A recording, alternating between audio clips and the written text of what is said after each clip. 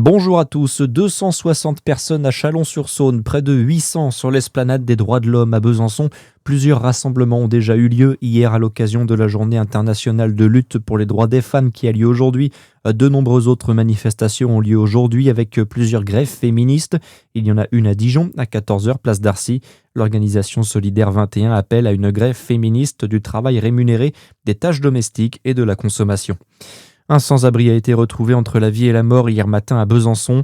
En arrêt cardio-respiratoire, il a été réanimé par les secours puis hospitalisé au CHU. Son pronostic vital reste engagé ce matin.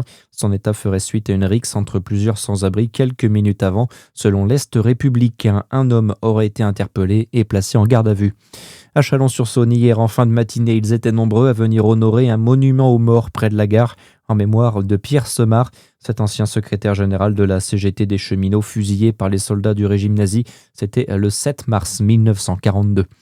Vous redoutez peut-être cet insecte qui vient parfois gâcher nos repas en extérieur. C'est le moment idéal pour poser les pièges à frelons asiatiques. C'est en mars et avril que se joue une étape clé contre sa prolifération l'été.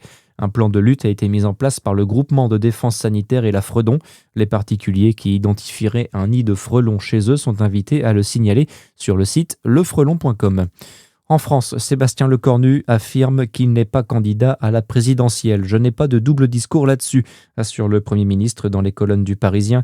Lui qui va passer le cap des 6 mois à Matignon dans les prochains jours. Il reconnaît également que sa position reste fragile dans ce contexte politique. Et puis l'équipe de France féminine de foot était en déplacement à Gaston Gérard hier soir à Dijon. C'était son deuxième match de qualification pour la prochaine Coupe du Monde. Et les Bleus se sont imposés 4-1 contre la Pologne. La deuxième victoire en 2 matchs après le succès de mardi en Irlande. Très bon dimanche à tous sur Fréquence Plus.